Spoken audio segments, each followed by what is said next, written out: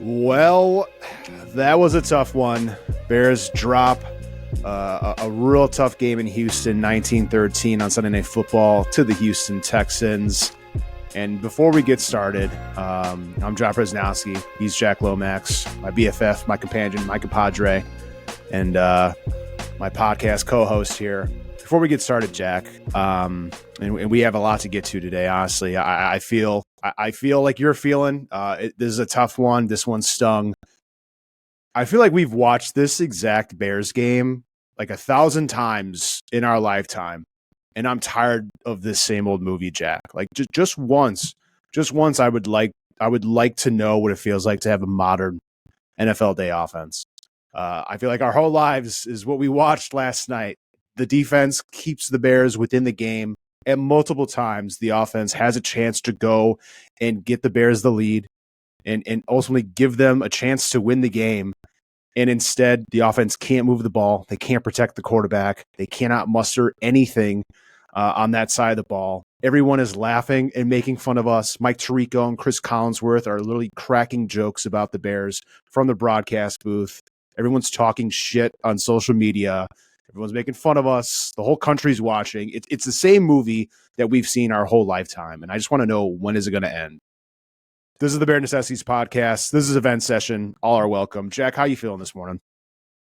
Well, I'm tired of watching this same old movie. It's car crash TV. Like you can't take your eyes away from it, and it's frustrating. It's especially because we've had the luxury of watching the 2024 preseason Chicago Bears, and we're following it up into the regular season with this crock of shit. And honestly, I'm still optimistic. That panic button that we threw away, I have put it in closer proximity to me, a little bit closer proximity. It's not being thrown away anymore. So the panic button is within range, but you're not ready. It's within yet. range. It's okay. No. And because I think if anyone can fix it, it's Chef Paul's. We got holes to fix, and I truly believe that the defense is strong enough, and the offense has still got them shining stars on there. Where we're not worried. So before we get started, we have the good, the bad, the ugly. We have some tweets that blew our minds, and then we're going to look ahead to the game against the Indianapolis Colts on Sunday. But before I get started, I just want to get to John's bottom line here. The bottom line, and I know we're all pissed off, we're frustrated, we're feeling it this morning. I get it. We've all been there. It's not easy being a fan of this team. I do want to remind everybody, though, that this is a 17-game season, okay? I just want to remind people that teams like the Ravens are 0-2 right now. The Bengals are 0-2 right now. The San Francisco 49ers lost yesterday. They're 1-1. They have the same record as the Bears right now. The Vikings are 2-0. I know. Okay. It's a long season.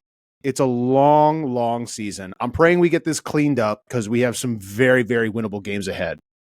The Colts are ahead. The Rams are ahead. We play the Panthers at home. We play the Patriots at home coming up.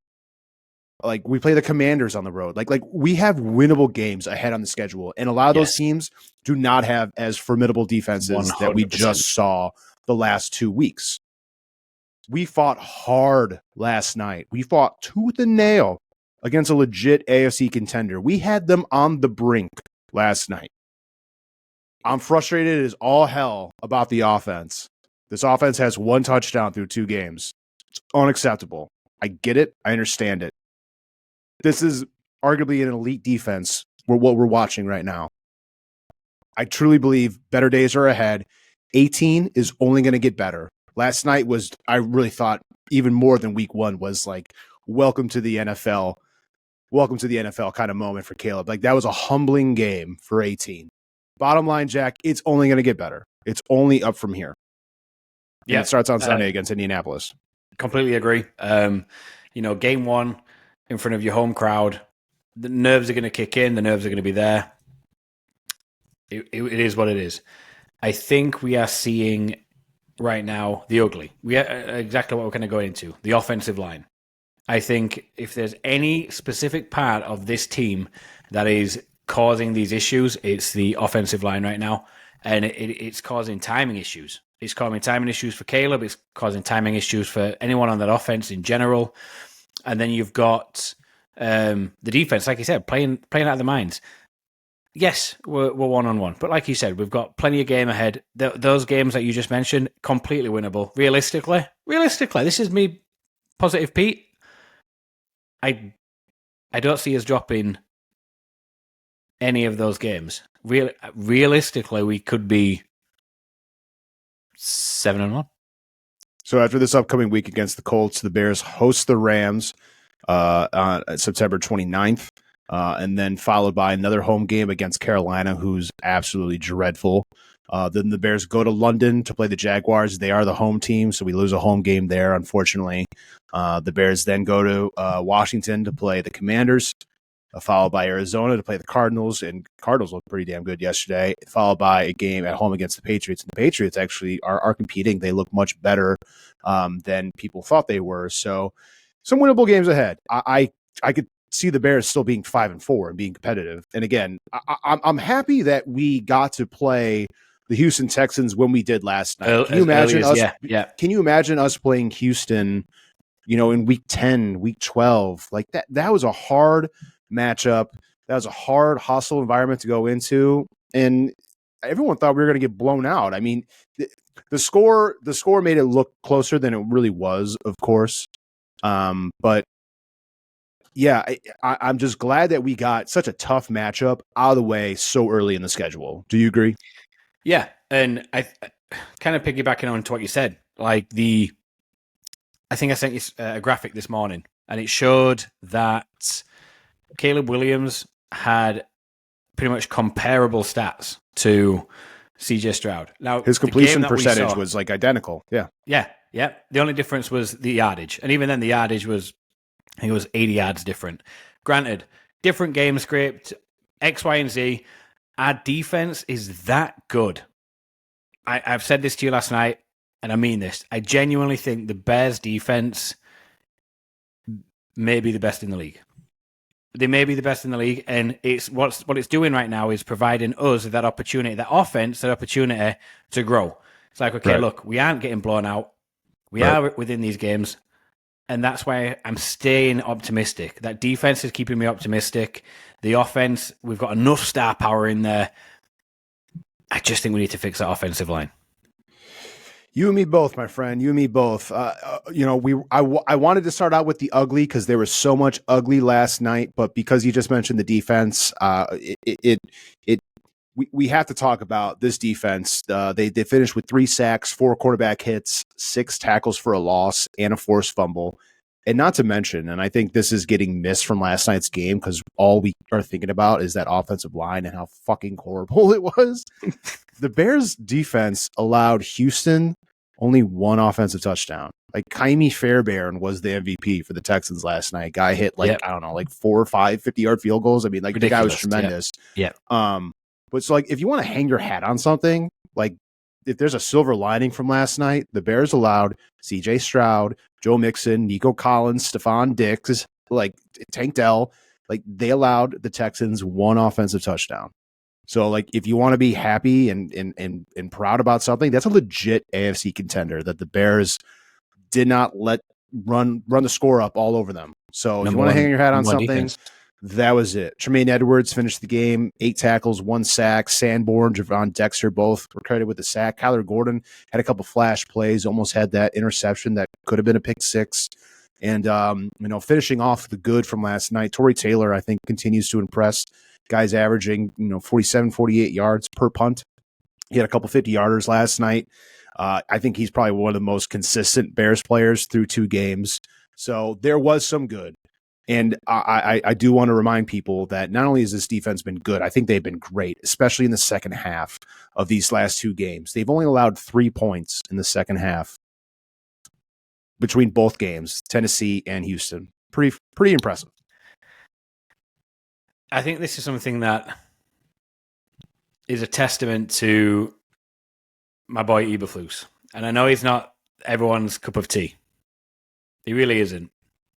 But he is that good, and obviously the players are the key components. But how this defense is being called under Matt Eberflus it's a testament. Like the fact that we're getting all, first half we're keeping within reach, second half we're absolutely destroying it. He's able to look at this team and say, okay, these are the parts that we need to fix. These are the parts that we need to make sure we lock down and tighten, and then going into a second half and completely, like I said, shutting them down. It's insane. It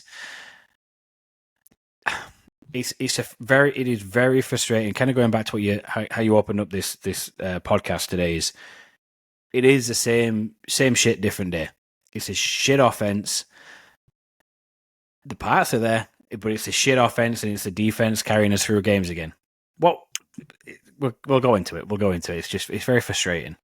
Well, you mentioned Matt Eberflus, and although I think Matt Eberflus is a great defensive play caller, I'm not really sure if it's him, if it's somebody in the booth that's calling down on some of these challenge plays. Oh, they were so bad, John. They were so bad. So the first challenge call, I mean, a 9-year-old could have told you that was a completed catch. And what makes it worse is Matt Eberflus is directly standing right in front of the play. Yes. Oh so my God. lose a timeout there before the halftime. Cool, whatever. Stupid. But then the second challenge, I did think it was a little bit closer, and I understand why you throw the challenge flag at that time in the game, although it probably would have been really hard to overturn. I understand why the challenge call was made, but like someone has to tell him, like, hey man, like it's risky. Like we can't waste our, like, Jack, we could have used that second timeout on that last drive. Gordon?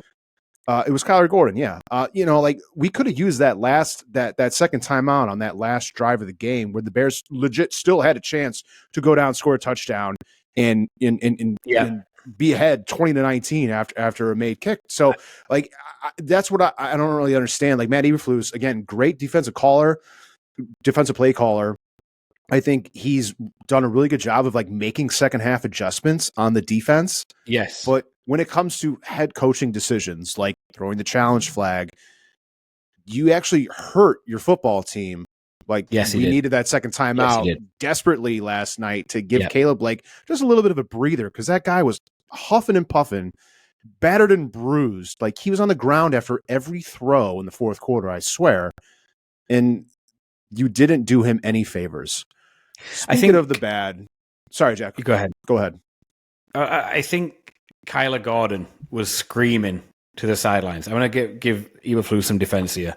He was screaming to the sidelines that he wanted that ball challenged, that he wanted that call challenged, and you could see it. Like before the next play was snapped, and you'd got Kyler, like his body language. He's screaming. He's like pissed, looking at the sideline, and then obviously it gets called, and he's like, he got thrown down. The flag got thrown down, and carried on. We see that it was unsuccessful, but yeah. I think I'm gonna defend him here on that second one. I do think Kyler Gordon huffed and puffed, saying, "I'm adamant that this was an interception," and I think he folded. He shouldn't have done. He should have said, "Do you know what? No, it hasn't been called. Let's play some." Well, in some instances, I feel like it's smart to listen to your players. Yes, but then in other instances, maybe it's best not to listen to your players, especially when you've already lost a challenge. And listen to your guys in the booth, or listen to your other assistant coaches that are saying, "Hey, I don't think Kyler got that." Kyler Gordon was like literally adamant as the play was about to get snapped. The following play, throw the flag, and like I get it, and I understand why he wanted to challenge that. It was close. I probably would have challenged it as well. Like that was a pivotal moment in the game. It could have totally turned the momentum of the game. I understand that. But at the same time, I feel like statistically, Eberflus has not been a great coach when throwing the challenge flag, and it continued last night. Moving on, and speaking of coaches, I know it's only 2 games, and it's a small sample size, but so far, and I know you feel the same exact way with me, Shane Waldron has not wowed me at all by any means. And I don't think we're fully capable of seeing the Shane Waldron offense because our offensive line can't fucking block. But like, why are we calling shotgun 80% of the game? Where's Khalil Herbert? Where's Roshan Johnson? Why are we forcing balls to our second string tight end instead of our first string tight end until late in the second half? And for the love of God, I was screaming at the television. You can ask my fiance last night. Like, Why aren't we calling play action? Why aren't we doing RPOs? Why are we not doing bootleg runs to get your star rookie quarterback what he was best at in college, running outside of the pocket, moving his legs, extending the play with his legs, and throwing on the run? Like, Caleb is elite with the ball, throwing across his body on the run. Yeah. And why is DeAndre Carter a focal point in this offense? Where is Rome? Where is DJ? I like help me understand. Make it make sense, Jack. I can't. So the one thing, all right, you've said this, and it's the glaring problem. It's the offensive line. I think the offensive line is genuinely performing that bad.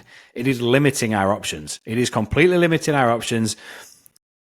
But that being said, there are some stuff that we are doing, which is shooting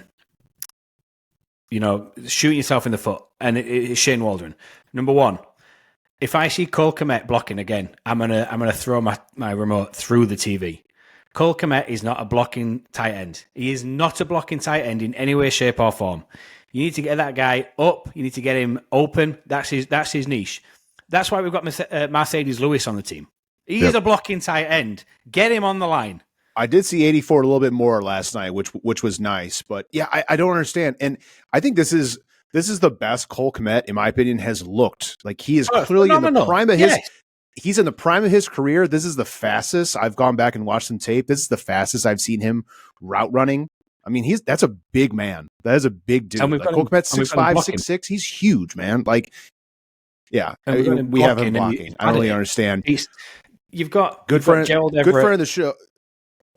Go ahead. No, keep going. Sorry. Yeah, you've got Gerald Everett. I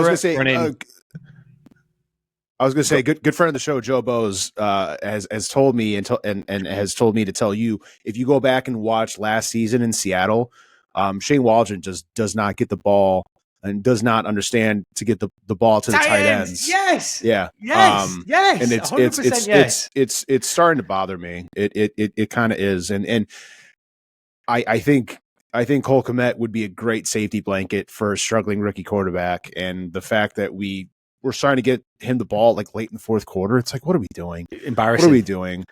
And I don't understand. Like, I know Keenan Allen wasn't playing last night, but like, DJ Moore is the king, and he's elite at the little drag slant routes for like 4 or 5 yards. Like to me, DJ Moore is like a Diet Coke Deebo Samuel. Like we have like our own Deebo Samuel. Like, he is Deebo Samuel light, in my opinion. Like, the Bears have that. They have a guy that can play that Deebo Samuel role. Why aren't we using DJ? And speaking of DJ Moore, I have never seen – Jack, have you ever seen DJ Moore's body language so poor last night? I've never seen – I have at the Panthers. Yeah. Yeah, and we saw it last night. Okay. I've never seen DJ Moore so frustrated and visibly upset in game. Taking his helmet off and throwing it on the side. Yeah, that is a man that is pissed. Yeah, that was tough to see. And what was even more tough to see were the amount of penalties last night. There were 21 total penalties combined. Also, something I feel like is missing from last night's game that we're not talking about. Where is the league safety on standards when we have guys getting punched on the sidelines? Assaulted, yeah. So, and I was telling Ashley about this last night. So you're telling me that New York can call down to the officials maybe like a good 20 seconds after Caleb like clearly sails a ball to the sidelines, intentional grounding. They call it down like, oh yeah, that was intentional grounding, throw the flag. But you're telling me that New York can't buzz down to the referees to say, hey, Al-Shaair from the Texans punched one of the guys on the Bears sideline who wasn't even in the game. It was Roshan Johnson, who didn't instigate anything, didn't react. You're telling me you can't call down and throw that guy out of the game and throw a penalty. So you're telling me that, like, where's the consistency with some of these penalties? Terrible. Like, give me a break. Like, give me a fucking break. Granted, there's a lot that went on in that game, but that would have been a game changer. It would have taken the wind out of Texan sails. The Bears were already pissed off when that. He had some plays later on in the game. Like, he was a game changer. He literally was a game changer. No, he should have been taken out of the game. That he assaulted him. Like, as far as I'm concerned, there should be an NFL should be looking into that and saying, okay, we did see that on the sideline. He needs to be banned 2 games minimum. And it's too little, too late for us, but there's no place for that. No, Bang no, not at all. That should not be in any football game. Fucking Rocky Balboa. So we talked a little bit about the coaching staff. We talked a little bit about Shane Waldron and how his offense hasn't wowed us. But I mean, clearly the most glaring thing that we're all taking from last night's game is that offensive line and how it still continues to just be a huge problem. 64 and 65 are liabilities. Coleman Shelton and Nate Davis, they are liabilities on every play. I hope the Bears left them in Houston. I mean, literally, because I hope they didn't make it back on the team plane. I mean, their effort these last 2 weeks has been so piss poor. 7 sacks allowed. Pretty sure the Texans had 36, 37 quarterback pressures. That's insane. That should not happen. That should not be a thing. It not at all. That should not be a thing. It's coming through the middle. Don't get me wrong. Don't get me wrong. Braxton Jones on the left side, he struggled, but he was also going against Will Anderson. Like, he wasn't going against Anderson, Daniel Hunter. Yeah, he wasn't going against any Joe Schmoes. So him and Tevin Jenkins handling what they had to handle on that left side, they were more than admirable. That being said, your center he might be the worst in the league. It's frustrating. It's extremely frustrating watching him. What I don't understand is the Bears replaced Lucas Patrick and Cody Whitehair with another guy that's just as bad, if not worse. And Coleman. And I don't understand how Coleman Shelton was like the starting Rams. People I don't think understand. Like, Coleman Shelton was the starting center for the Rams and Matthew Stafford almost the entirety of last season. Maybe he had a better supporting cast around him. I'm assuming that's what it was. Yeah. Like, definitely. Did he struggle that bad? Ryan Poles, bottom line, guys, Ryan Poles has done a tremendous job as general manager of the Bears. But at what point, Jack, at what point do you have to say that it's his fault, what we're seeing right now, that the offensive line is where it is? Like, it's a mess. Ryan Poles has to wear this, right? Like, he has to wear this. We've given the accolade where it's been due. Chef Poles, he cooks. King Poles, he rules this team. But when you make a mistake, you've got to own it. And I think he should. And he will. My problem is he was an offensive lineman, like, when he was a player. Granted, doesn't make sense, man. You should know. That should be your bread and butter right there. So the fact that you've picked up Coleman Shelton and said, yeah, this guy's our center. Ryan Bates, he may come in and take that center job when he comes back off IR. You have to forgive me on this. Was Tevin Jenkins, when Nate Davis was gone last year, did Tevin Jenkins play in that right guard role? I believe they have moved him to right guard before. I know he has played that right guard in a couple games. I know he's more comfortable on the left side. Because that being said, when Kieran Amagaji, when he comes in, he's a left tackle. I'm assuming they're going to put him in at left guard, or they're going to put him at left tackle and move Braxton Jones in to left guard. I don't know what's going to go on there, but I don't think. I think Nate Davis honestly should get rid of him. Take the hit. He's trash. He's honestly trash. I would put Tevin Jenkins back there. He did perfectly fine last season with Darnell right next to him. I think the huge problem is too, like, there's not a lot of guys on the street right now that Ryan Poles can just like go and pluck from free agency and be like just plug and play. Like, offensive line, it's tough. It doesn't really work like that. The entire offensive line could not pick up like the most simplest stunts last night. Oh, it's so bad. I played offensive line in high school. You're taught to maintain your gap. You don't follow the guy that you're blocking. If your guy goes to the outside, you stay where you are. You stay where you are. Your eyes might be there, but you don't go and attack the other gap. You stay in your lane. It's like simple fundamental stuff. And it's going to be a copycat league. If I'm the Colts, I'm licking my chops. I'm watching the tape this week. I'm sending everything. I'm sending the kitchen sink at Caleb every play, because the Bears they cannot stop the blitz to save their lives. And until they do, Caleb's going to struggle. And speaking of Caleb, last night, 23 for 37, 174 yards, 2 interceptions. Roma Dunze dropped what would have been Caleb's first touchdown. Caleb still does not have a touchdown through the first 2 games. The Bears only have 1 touchdown offensively through the first 2 games, which is, in my opinion, beyond unacceptable. I thought Caleb, when he wasn't blitzed, showed a lot of poise, showed a lot of accuracy. He was 20 for 25, threw for like 160 yards when he wasn't blitzed, when he has time to throw and he has a time and he has seconds to make his progressions, to make his reads. Caleb looked much better last night. And I think that's people are missing that, missing all of that from last night's shit show from the offensive line. Bottom line, that's really bothering me. I think 18 is going to be fine. I don't think anything that 18 did, other than that one force ball to Komet, he threw into triple coverage. That was a bad interception. Other than that, I thought Caleb did. Yeah. Other than that, I thought Caleb did as best as he could. The running game is still missing. Caleb Williams was the leading rusher for the Bears last night. He had 44 yards. DeAndre Swift, 14 attempts, 18 yards. Khalil Herbert had 2 handoffs. One of them was for a touchdown. Like Shane Waldron, like you got to figure out something, man. Where's Roshan Johnson? We actually have a guy that's a power back that is a north-south running back. Like it's clear that like the halfback tosses and like running outside the tackles isn't working. So why do we keep running it? Why don't we actually try to run up the middle, run behind 76? He's your best lineman. Why aren't we running behind him?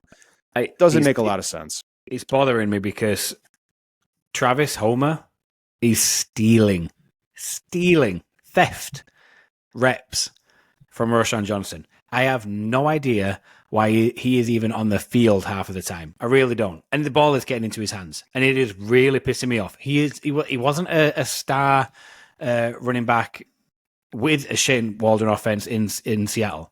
He wasn't. No. So why do we have to deal with him? We've got plenty of talent in Roshan Johnson there. We've seen what he's capable of. He should be the one on the field, not him. But kind of coming back to your Shane Waldron thing. Shane Waldron, in my eyes right now, it's tough to, like you're saying, it's tough to kind of grade him on this because the offensive line is doing such a piss-poor job. Realistically, these checkdowns are all that Caleb can get out. He's got 2 seconds to hold on to the ball before he's like on the ground. So you're right. Shane Waldron's offense, we haven't seen it yet because the offensive line is genuinely that piss poor. That being said, I'd like to see more, downfield balls because it looks like we're in a Luke Getsy offense. We haven't changed shit. Like, I am tired of seeing lateral balls. Like, I think we used to sit and joke about this last season. We talk about how that like Luke Getsy offense, they'd never pass it over 5 yards. It would always be a quick check down. Always. What are we seeing right now through 2 games?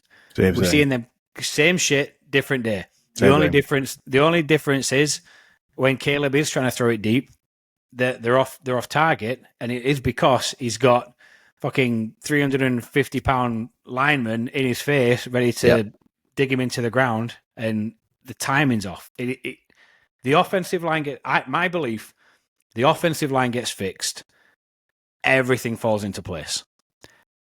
As it is, the offensive line is not going to get fixed. We're going to have this is my call. We're going to have this shit next week. We are going to have this shit next week, and we're going to be tired of it. And that panic button is going to be on my desk. We need an offensive line. I'll be right there with you, my friend. Pretty sure Caleb is averaging like 3.2 yards per passing attempt. It's pretty bad. It's pathetic. Speaking of some things that are blowing our minds, some tweets that literally blew my mind from last night. So the Bears put up 205 total yards of offense in week 2. They gave up 7 sacks, 11 quarterback hits, and again, 36 pressures on 37 attempts. That's not a typo. 36 pressures on 37 attempts. Meanwhile, Matt LaFleur won a game today with Malik Willis as his starting quarterback. Sorry, yesterday he won. That's pure comedy, right? I hate Green Bay with every ounce of my being, but they have Matt LaFleur, one of the better offensive mind coaches in the NFL, that figures out a way to win with the talent that he has, and we have Matt Eberflus and Shane Waldron. Just want to put that out there. The Bears have punted on 11 of 16 possessions this season. Remember that? Remember early in the summer, yes, when Caleb told Torrey Taylor, "You're not going to be punting very much." Well, Torrey Taylor's been quite a busy man. The dawn of a new era in this Bears offense. Just want to tell you, Jack, that the Bears 353 total yards in Shane Waldron's offense the first 2 games as offensive play caller. It's the Bears' 4th fewest total yards in weeks 1 through 2 in the Super Bowl era. Pretty rough. Again, it's just it's a long season, and I'm reminding you guys that things could be worse. The Bears could be 0-2. We could have somehow lost to Tennessee. I think what really is unfortunate, and I think what we're really feeling is it does kind of feel like we're 0-2, although we're not. It like the Bears have played 0-2 kind of football. Yes. That's how I have taken these last 2 games. Thank God we're not. But again, teams like the Bengals are 0-2. The Ravens are 0-2. The Niners are 1-1. Just reminding everybody, it's a long season, and the Bears have a really good chance at getting right this upcoming Sunday against Indianapolis. And speaking of Indianapolis, look, let's try and turn the page here. We're going to wear it today, but tomorrow we're turning a leaf. We're turning a new chapter, and it's on to Game 3. Okay? So Bears play on Sunday in Indianapolis against Anthony Richardson and the Colts. They could not get anything going yesterday against Green Bay. They lost 16-10. Colts are 0-2 on the season. And I do want to tell you, though, like this Colts defense, I'm not saying they're a pushover, but they are nowhere as close to as good of a unit as we've seen the first 2 weeks. Indy ranks 32nd overall in rushing yards allowed per game, and they also rank 30th in total yards per game. They only have 4 sacks on the year. So that's good news. Very middle of the pack team. I think Indianapolis is and can be dangerous when they're playing at Lucas Oil Stadium. They're just kind of like a weird team. You don't want to play them at home, but this can be a bounce back game for the Bears. Will it be, Jack? I would need to. I don't know. I honestly don't know. At this point, the Bears' offensive line. We keep coming back to this. I'm beating this dead horse with a stick here. It is genuinely that bad. I would not be surprised. I would not be surprised if this league worst defense for sacks manages to come in and double their tally. Like we make them look like world beaters, because that's what the Bears do. Yeah, because I'm genuinely that worried about it. Caleb, if he can have a second more, just 1 second more, just so he can, that timing's there. Otherwise, we're going to see another week of Bears defense winning as a ball game, and Caleb looking average, and he's not. We know he's not. But Caleb looking average because an offensive line can't do the pissing job. Fire them all, apart from Tevin Jenkins. I like Tevin Jenkins. The Colts have DeForest Buckner. They have Kenny Moore, Zaire Franklin. But other than that, not a lot of names that most players know, that most NFL fans, know. But here's the thing, though. Like, John, with the Bears' offensive line, teams aren't sending the kitchen sink in on any of these. They're sending 3. They're sending 4. They're not sending 6 in a huge blitz every time. Now when they do, it's disastrous for the Bears, because when you're showing 6, I think I was watching this last night. They were showing six rushers. You knew it was going to be a blitz. Everything read blitz. Bears didn't change. They didn't pivot to this. They kept 5 blockers, and Caleb ends up on the ground. Like, at that point, you look at this and say, they are going to fuck us right now. At least pull. You've used Cole Kmet blocking for the last 3 quarters, but maybe bring him back in. It was bad. It was bad all around, and it worries me that we are. Yep. That being said, I still think we win the game just because our defense is mind-blowingly incredible and top of the tier. It's not even close. It is not even close. The Bears' defense is the best defense in the NFL, in my opinion. Maybe Steelers. Before we wrap up the show, I don't know if people caught it. CJ Stroud had some really nice words of encouragement for Caleb after the game. Great sportsmanship. I have nothing but respect for Mr. Stroud. That was awesome to see. I will say, like, CJ Stroud really didn't turn into CJ Stroud until like midway through last season. Caleb Williams is 22 years old, just played in his second career NFL game. And for all the dumb meatball Bears fans and NFL fans in general that are already calling Caleb bust and all this negativity, like, again, I urge everybody to go back and watch Josh Allen's rookie season with the Buffalo Bills. It is bad, man. Like, it's not the Josh Allen we see that we see on Sundays now. Like, this is going to take some time. I think 18 is going to be fine. I think last night was a very humbling experience. Like, those college plays he got away with, he cannot get away with at this level. I'm not overly concerned or worried about Caleb. I'm worried about the protection he has up front, and it seems awfully too familiar compared to what we dealt with Justin, the last couple of years. It is eerily familiar, and that concerns me and worries me the most, that, like, we're already failing our quarterback. What's the phrase, Jack? You can't put lipstick on a pig and make it look pretty. Like, we can get all these, we can get all these outside guys on the perimeter, Rome Odunze, Keenan Allen, DeAndre Swift, running back. But, like, if you can't fix the glaring issue up front, like, Bears won't be able to move the ball. And this offense that we have been waiting for, this breakout modern day NFL Bears offense that we have never really seen in our lifetime, it's not going to come to fruition because we can't do the little things right up front. So that's all I got to say to get off my chest. Jack, before we wrap up the show, anything you need to get off your chest before we move on to Indianapolis? We've covered it. I need to see that offensive. If that offensive line doesn't improve, the panic button is front, right, and center. It is. The offensive line is the key to this. The Bears defense is there. The Bears quarterback is there. The Bears receivers are there. The tight ends are there. The offensive line is the glaring hole. You fix that, you fix the offense. We're running away. Don't fix that, we're looking at a top 10 pick.